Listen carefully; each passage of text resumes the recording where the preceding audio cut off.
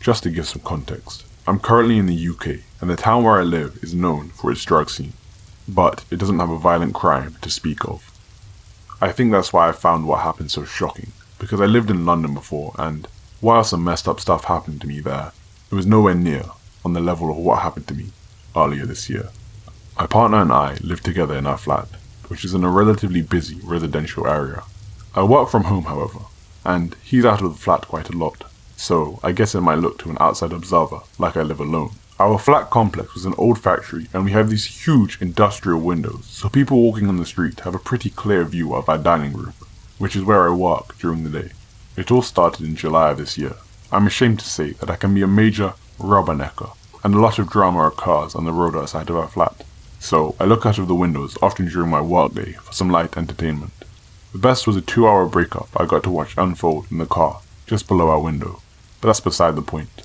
One day I got up to make myself a cup of tea, looked out of the kitchen window and saw this guy just staring at me.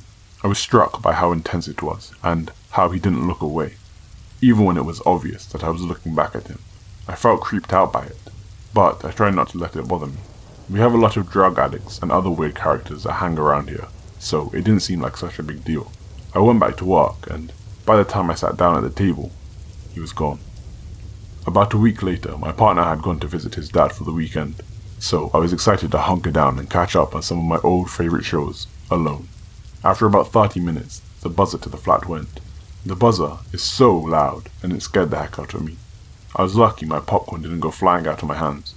Now, our flat complex has this big porch where teenagers and addicts love to hang out, because it provides shelter from the rain and about 4 people can sit down inside of it. Sometimes people lean up on the buzzers by accident when they're hanging out in the porch, so I assumed that was what happened. After a few seconds, however, the buzzer went again, and again, and again. Someone was pressing it, in this rhythmic pattern. It's something I know my partner does when he's forgotten his keys, and it's kind of our code for me to let him in, which is why I found it so disconcerting. At first, I was worried he might have missed the bus to his dad's house, and had decided to come back to the flat. I was nearly about to buzz him straight in, when I thought it would be a good idea to pick up the phone first and check who it was. As soon as I picked up the phone, the person standing near the intercom must have heard, because they said, "Hello?" It was definitely not my partner. I asked who it was, and why they were buzzing the flat so late at night, but all they said was, "Can you let me in?" I asked them why they wanted to come in, and they said, "You invited me, remember?" While they were talking, they kept laughing under their breath, and the whole exchange put me on edge. I told them I had no idea who they were, and just hung up. I was half expecting them to start pressing the buzzer again, but they didn't. After a few minutes, I crept out of the flat to have a look at who was in the porch, but they were long gone. My partner has to get up for work early, whereas I'm more of a night owl. Most nights, I'm up until around 2 a.m. or 3 a.m. working on my laptop while he's asleep. A few nights after the intercom incident, I was on my laptop watching YouTube videos, and I realized that we'd forgotten to take the trash out. This happens a lot, and it's not uncommon for me to take the trash out at around 1 a.m. or 2 a.m. At least, it wasn't until all this happened. I put my slippers on, grabbed the bag of trash, and took it out to the curb outside the flat's main entrance. When I looked across the street, there was this guy standing on the opposite street corner. He was watching me, and his eyes followed me all the way from the front door to the curb. I noticed he was smoking, so I assumed he lived in one of the houses across the street. I remember even thinking, wouldn't it be creepy if he tried to come over here? As I put the trash bag down, I caught a glimpse of movement out of the corner of my eye.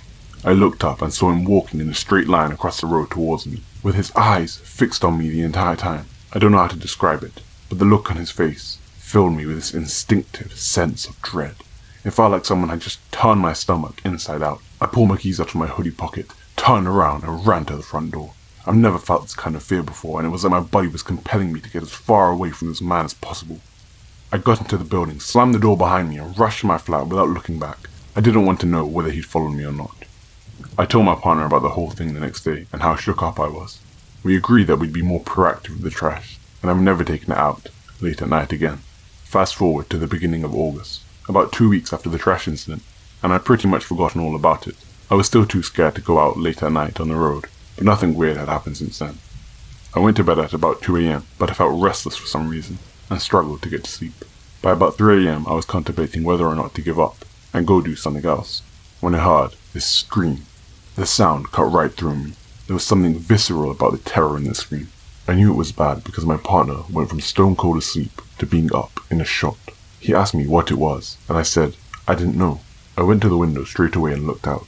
Down one of the side roads near our flat, I could see headlights, but couldn't get a clear view of a car. The screaming continued in bursts, and after a while, I could make out words. It was a woman, and she was saying, "Get out! Get out!" over and over again. I'm used to hearing all kinds of domestic arguments take place on the road outside of our flat, particularly since we're near to the university and several popular bars, but this was different. There was this raw fear in her voice that made the hairs on my arms stand up. I turned to my partner and said I had to call the police. When they picked up and I explained what was happening, they seemed disinterested at first, but the operator's tone changed when I told them where it was. I think they must have been getting calls from all around the area about it. It was sometime during this phone call that I heard a screech of tires and the screaming stopped. The operator asked me to go to the window and describe to them what was happening. When I looked down, there was this black car sat on the road. One of the neighbors from across the road was speaking to the two guys in the car. I had to twist to get a good look at them, but one of the guys in the car looked uncannily like the guy who had been watching me when I was putting out the trash that time. At first, the conversation seemed congenial, but it took a turn when the neighbor asked them some sort of question that I couldn't clearly understand, and it sped off down the road. Within no less than 10 minutes, 3 police cars arrived and had blocked off the roads leading to our flat. Our residential area is on a grid system. They were knocking on doors and asking to speak to all of our neighbors. I told my partner that we should go out and speak to them, since we saw a lot of what happened, and my partner had the foresight to write down the license plate of the black car. When we went out, there were these 2 girls talking to one of the police officers. They were both shaking, and one of them looked as though she had been crying. I decided to stand nearby and wait for the girls to finish before speaking with the officer myself.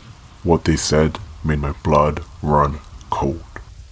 They were from one of the houses that looked directly out onto the road, where I had seen the headlights, so they had a clear view of what had happened. Like us, they had been alerted by screaming and gone straight to the window. From what they could gather, the black car had cut off a small red car on the road, pulled right in front of it. They thought it might have been some kind of misunderstanding, but when they watched as one of the guys from the black car got out, walked to the red car and jumped in through the window. That's the point when the girl must have been screaming, "Get out! Get out!" There had been a struggle, and the girls watching said they assumed the guy was trying to steal the car, but then he forced the driver into the back seat, and that's when he drove off. The 2 girls were both hysterical by this point, and you could tell that they felt guilty for not intervening. I could feel the same guilt seeping into my thoughts as well. After the guy had driven off in the red car, the 2 men in the black car had gone the opposite way and turned the corner onto our road, but had been stopped by another neighbor.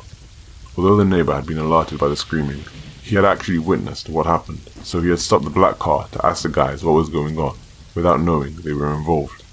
That was the exchange we saw. When the guy started acting suspicious, he asked them if they could wait for the police to arrive, and that's the point when they drove off. It wasn't until we got back to the flat that I started to put 2 and 2 together. I have a small red car, just like the ones that the girl had described, and I normally come back at night on that day of the week, since it's the day I go to visit my parents. I had only come back early on this particular occasion because I needed to let a plumber in to do some work on the flat. What if they had been waiting for me and they had gotten the wrong car? Over the next few days, I contacted the police several times and checked the local news, but I never heard anything about the girl who was kidnapped. I still have no idea what happened to her. All I know is that they found her car abandoned somewhere, not far from where she was taken, but she wasn't in it. It still gives me chills, just thinking about it.